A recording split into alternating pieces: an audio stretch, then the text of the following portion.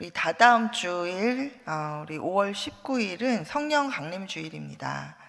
네, 예수님께서 부활하신 날로부터 이제 50일째 되는 날, 그리고 예수님께서 승천하신 날로부터는 열흘째 되는 날입니다.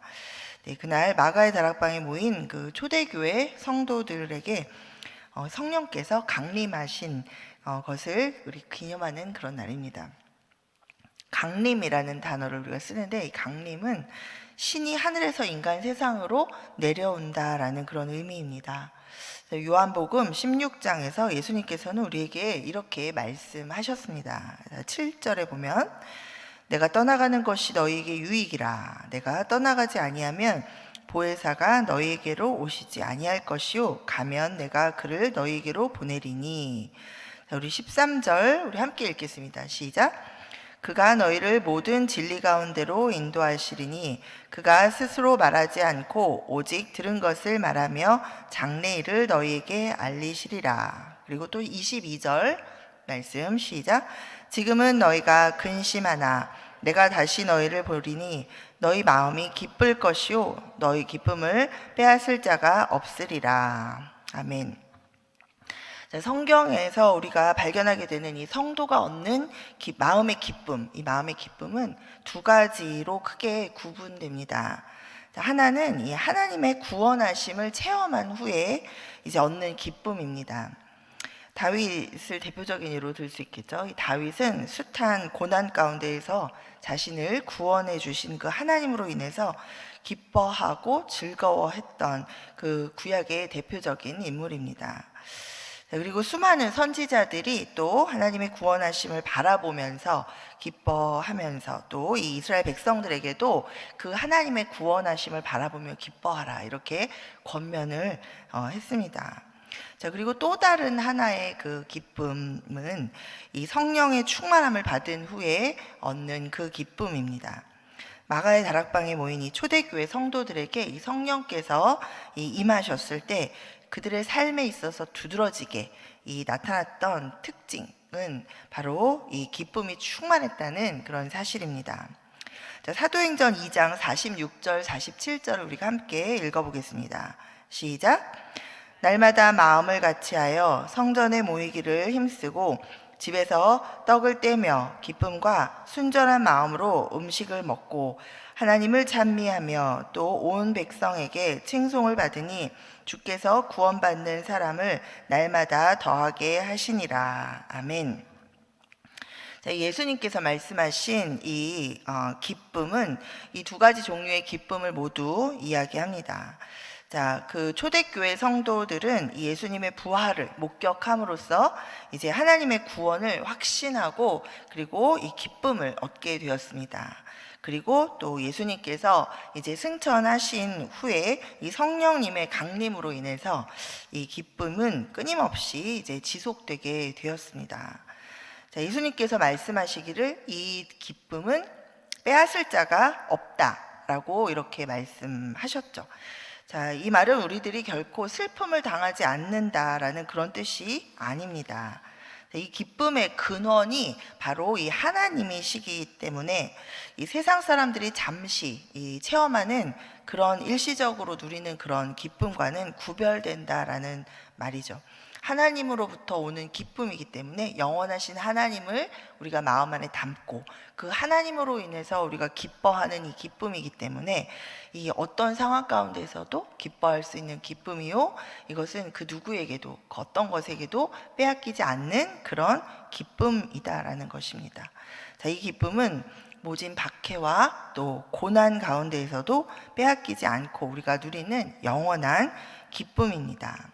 자, 우리 옆에 분들 한번 보실까요? 우리 기쁨이 넘치는지 한번 보겠습니다. 네, 제가 뵈니까 기쁨이 넘치십니다. 자, 우리 저 뒤에 계신 우리 김동준 집사님, 오용성 권사님, 네, 기쁨이 넘치십니다. 아멘. 네, 자, 우리가 피곤한 가운데 이 세상에서 우리 또 살아가고 지금 오늘 또 많이 일 마치시고 오셔서 많이 피곤하실 텐데, 그러나 우리가 피곤해서 잠시 좀 얼굴을 찌푸리게도 되는 일이 있고, 또 여러 가지 일들로 인해서 마음이 약간 상하는 일도 생기게 되고, 또 이런저런 일들로 인해서 잠시 우리 마음이 좀 어두워지고 낙심하게 되지만, 오히려 우리에게는 그런 감정들이 일시적으로 지나가는 것이고, 우리 안에 잠재하여 있고, 그런 것들을 다 걷어낼 만큼 우리 안에서는 솟아나는 그 기쁨이 있다라는 것이죠. 오늘 이 빌립보서 말씀 가운데 우리 여러분이 다 아시다시피 이 사도 바울이 기뻐할 수 없는 그런 상황 속에서 스스로 정말 이 하나님으로 인한 이 예수 그리스도의 복음으로 인한 이 기쁨으로 말미암아 기뻐하면서, 그리고 또 여러 가지 문제들로 인해서 혼란스럽고 지금 사실은 현실적으로는 별로 기뻐하기에는 어려운 상황에 처해 있는 이 빌립보 교회의 교인들에게 기뻐하라 라고 자신 있게 편지를 쓰면서 권면하고 있습니다.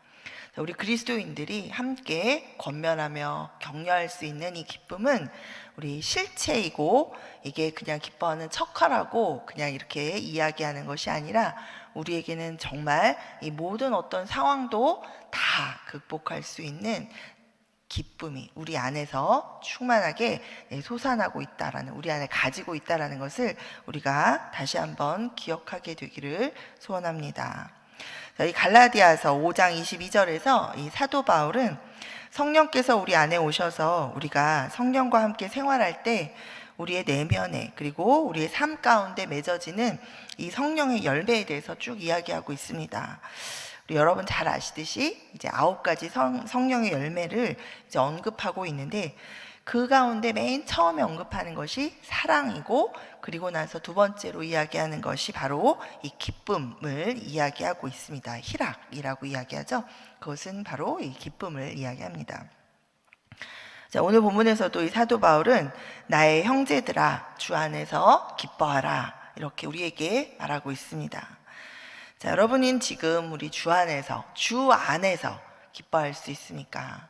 우리 세상의 것들로는 기뻐할 수 없지만 우리가 예수 그리스도로 말미암아 주 안에서는 정말 항상 기뻐할 수 있습니다.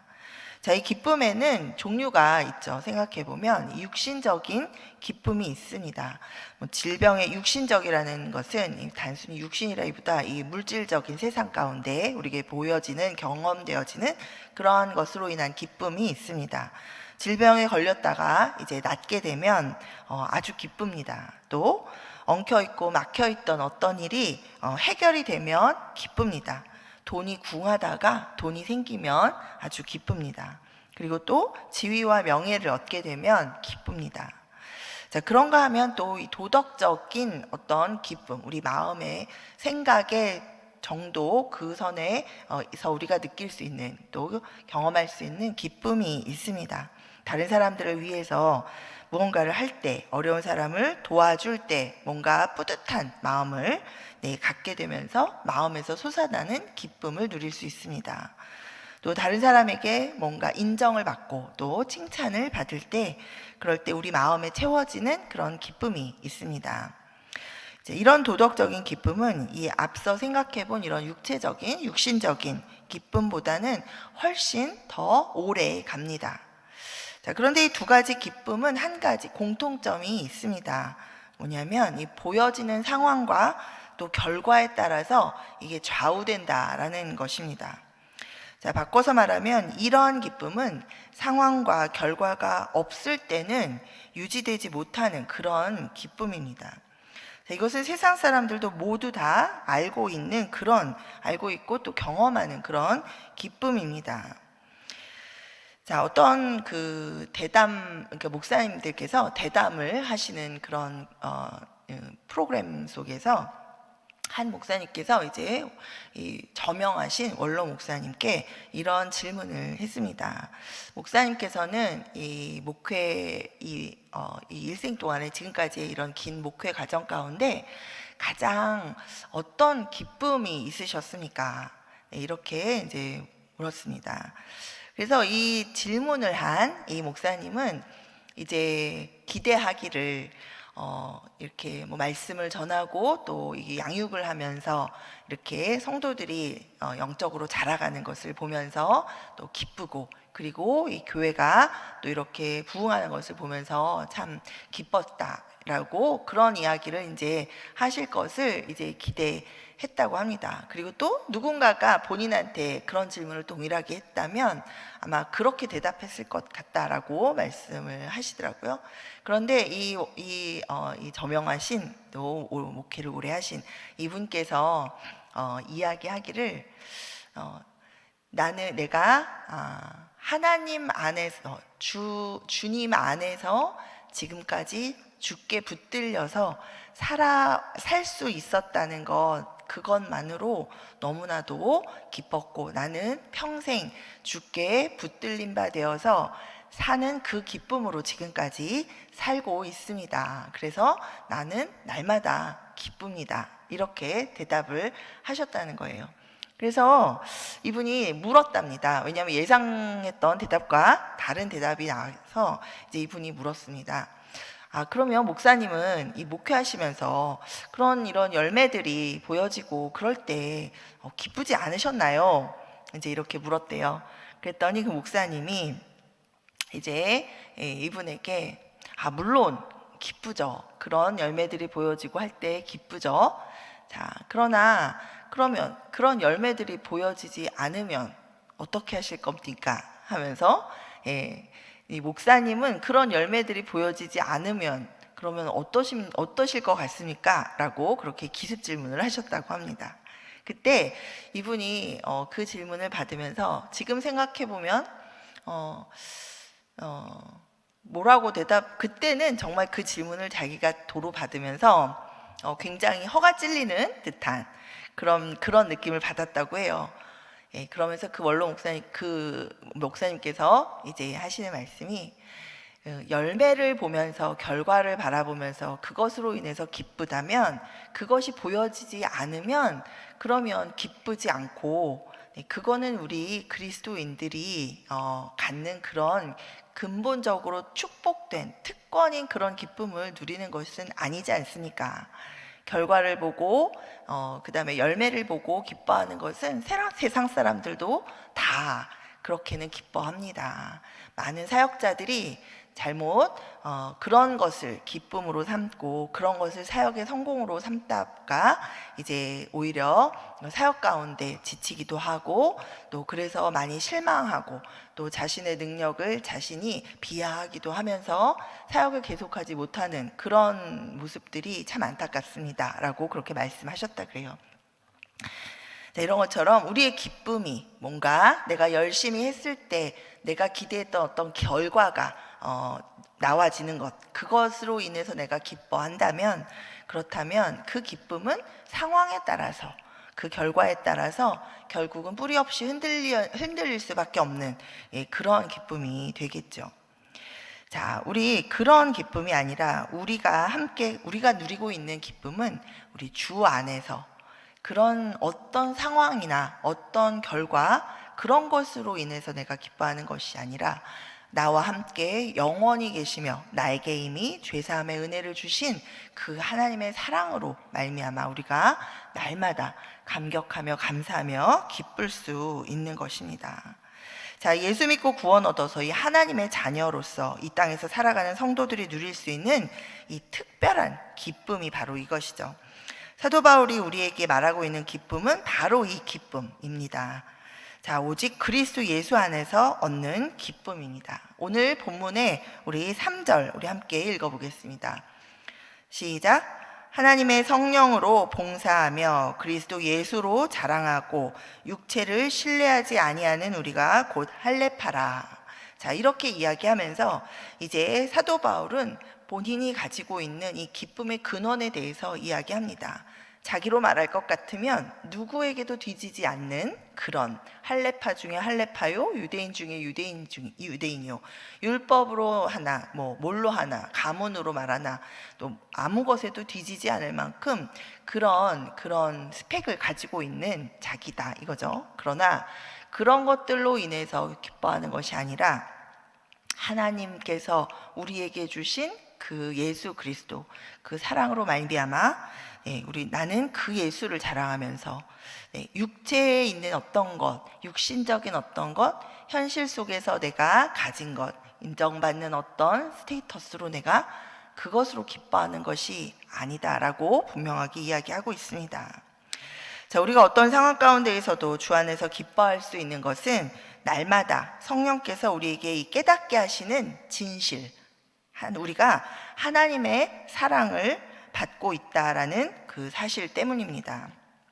자, 우리 로마서 5장 5절부터 8절까지 우리 함께 읽어보겠습니다. 시작.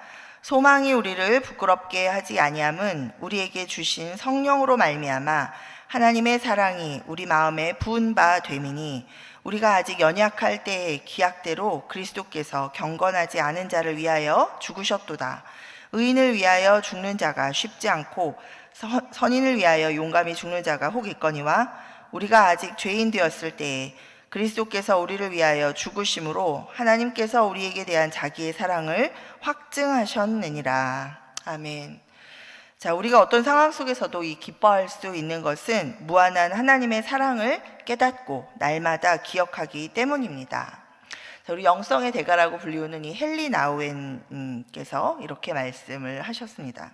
기쁨은 행복과 같은 것이 아닙니다. 기쁨과 행복은 다릅니다. 기쁘다고 행복한 것이 아닙니다. 우리는 많은 일에 불행할 수 있습니다. 그러나 기쁨은 여전히 그 불행 속에 있을 수 있습니다. 우리가 하나님의 사랑을 받고 있는 자녀이기 때문입니다. 이렇게 말했습니다.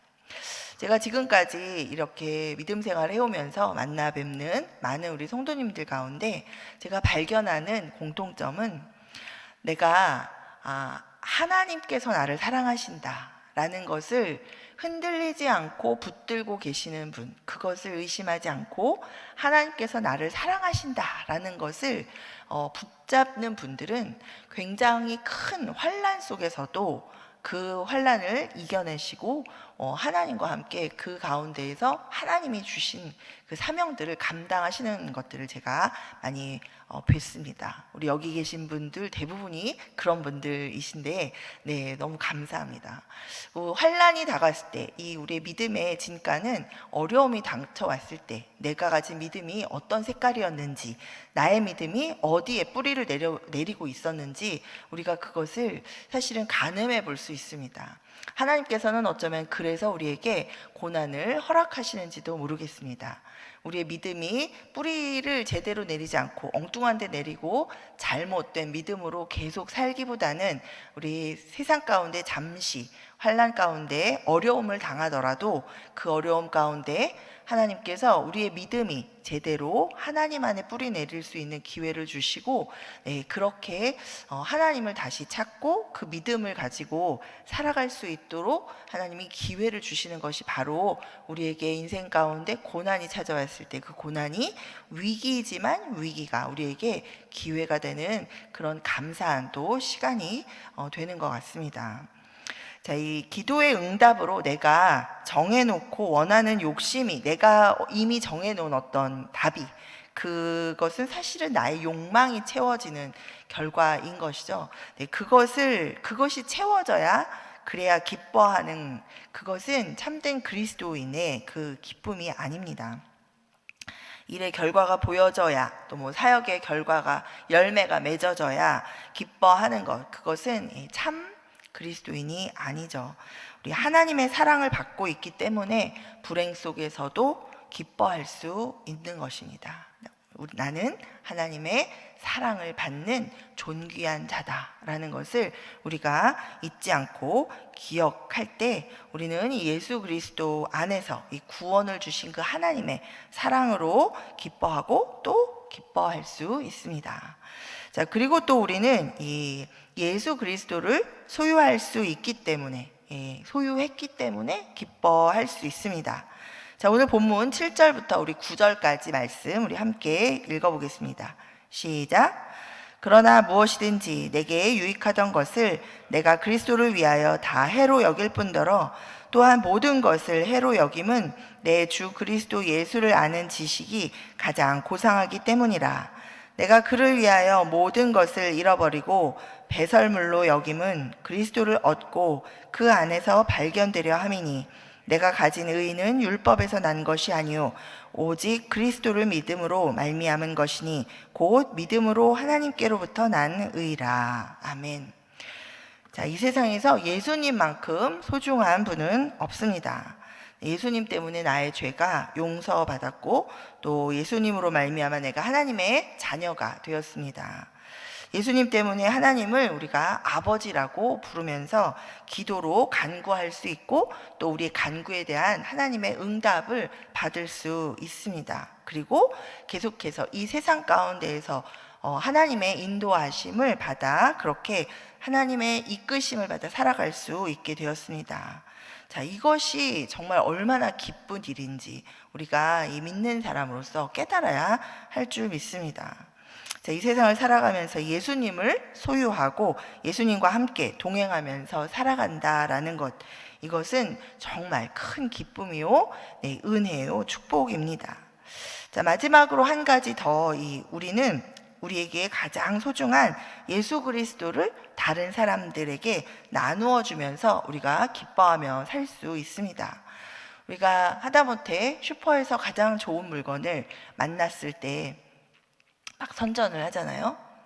제가 얼마 전에 여러분 아시는지 모르겠지만 여기 크레딧 이 센터 뭐죠? 여기 센트럴 파크웨이하고 쭉 가다가 버넴스롭이 만나는 곳에 보면 TD뱅크가 있습니다. 그 플라자에 보면 조그만 중국 백화점이 있어요. 간판이 백화점이라고 한자로 써 있습니다. 잡화를 파는 곳인데 괜찮은 물건을 상당히 저렴한 가격에 그렇게 팔아요. 근데 그곳에서 제가 얼마 전에 그 여행용 트렁크를 만났습니다. 대박 상품이었어요. 굉장히 좋은 질의 그 트렁크가 3개 세트가 100불이 안 되는 가격에 그렇게 파는 것을 만났습니다. 너무 괜찮은 상품이라 정말 선전을 막 하게 되더라고요. 만나는 사람들에게. 자, 우리가 이 좋은 것이 있으면 다른 가까운 사람들에게 막 알려주고 싶고 또 그래서 그들도 우리 옆에 주변의 사람들도 그 좋은 것을 함께 가지기를 바랄 때 우리 마음에 막 기쁨이 솟아납니다.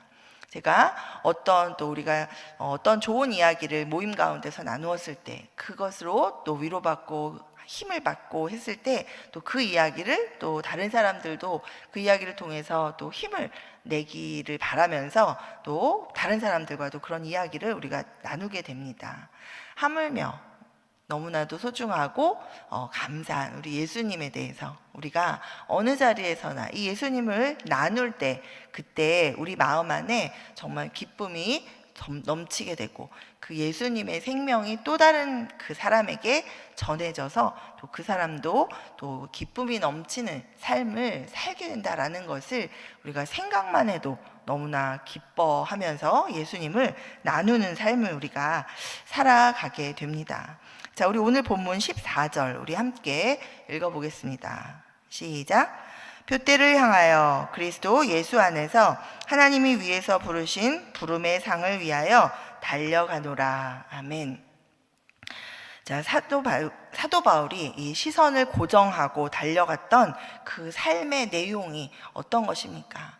다른 어떤 것이 아니라 바로 이 예수 그리스도를 나누는 그런 삶이었습니다.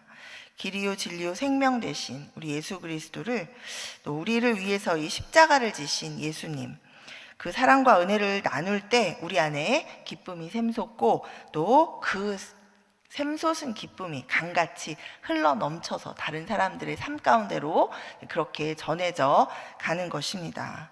자, 우리가 예수님을 가장 소중한 존재로 생각한다면 예수님을 다른 사람에게 전하고 나누는 것이 우리에게 이 기쁨의 원천이 된다라는 것이죠.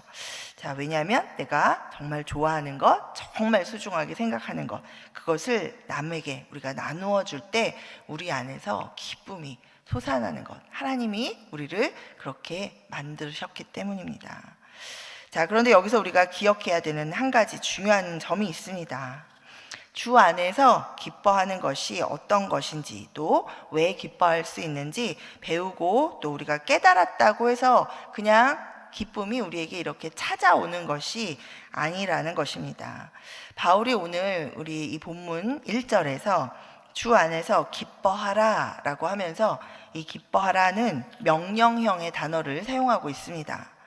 자, 기뻐 이렇게 이야기하고 있는 것은 그냥 이렇게 하면 기뻐진다, 또 저렇게 하면 기뻐진다, 예수님을 알면 기뻐진다, 이렇게 이야기하고 있지 않죠.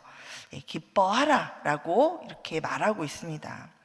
자, 이 기뻐하라의 헬라어의 단어는 습관적으로 또 계속적으로 기뻐하라 라는 그런 의미를 담고 있습니다. 그래서 이 날마다 습관적으로 계속적으로 주 안에서 내가 기뻐하기를 선택하라 라는 것을 지금 사도 바울이 의미하고 있습니다. 자, 어떤 상황 속에서 우리가 가만히 생각해 보면 내가 기뻐할 것인가, 기뻐하는 것을 선택할 것인지, 아니면 우울함에 그냥 이렇게 나를 내버려 둔 채 있기로 결정을 할 것인지, 사실은 그런 선택의 기로에 우리가 설 때가 많이 있습니다. 자, 어떤 상황 가운데에서도 나를 사랑하시는 그 하나님 때문에 나는 하나님의 사랑을 받고 있는 존재이기 때문에 기뻐하기를 선택하는 것입니다.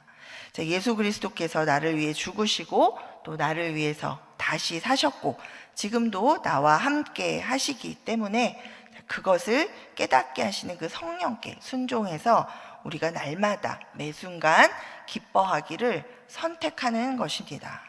내 상황이 아무리 어려워도, 되는 것이 아무것도 없어도 이 형편을 다 아시는 하나님께서 지금 이 상황을 나에게 허락하셨다면, 자, 그렇다면 하나님의 선하신 뜻이 있다, 이 상황 속에서 계속해서 나를 인도하고 계시다라는 것을 내가 믿고 신뢰하는 것이 우리가 하나님과의 관계에서 우리가 생각해야 하는 점이죠. 하나님이 나를 그냥 내버려 두셨나? 왜 나를 이 상황 가운데 나를 돌아보지 않으시는가? 라는 생각이 들죠. 이제 우리 새벽마다 욥기 강해를 할 텐데요. 자, 우리가 그런 탄식 할 수 있습니다. 하나님 앞에, 다른 사람한테가 아니라 하나님 앞에, 하나님 어디 계십니까? 내가 이런 마음속에 부르짖음과 또 탄식과 하나님 앞에 나의 마음을 토로할 수 있습니다. 그러나 그 토로하는 그 마음의 바로 근원 가운데에는 그래도 하나님이 나를 사랑하시고 지금 이 상황을 하나님이 알고 계시고, 그렇다면 하나님의 선하신 뜻이 있으시며 나는 그 하나님을 믿기에 내가 이 시간을 인내하며 가리라 라는 그러한 마음, 그러한 믿음이 우리의 삶을 이끌어가는 우리의 믿음이 되어야 할 줄 믿습니다. 자, 우리 그런 하나님을 믿고 신뢰하고 또 감사와 기쁨을 우리가 선택하면, 그러면 어떤 상황 가운데에서도 기쁨은 내 것이 되고 감사와 기쁨을 통해서 내 삶 가운데 역사하시는 그런 하나님의 섭리를 우리가 경험하게 될 줄 믿습니다.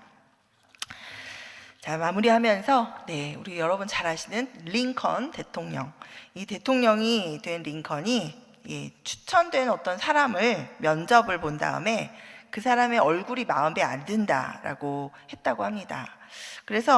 그러자 이제 그 추천을 한 사람이 이렇게 말했대요. 타고난 얼굴은 부모님 책임일 뿐인데 뭐 본인이 그걸 어떻게 책임을 지느냐.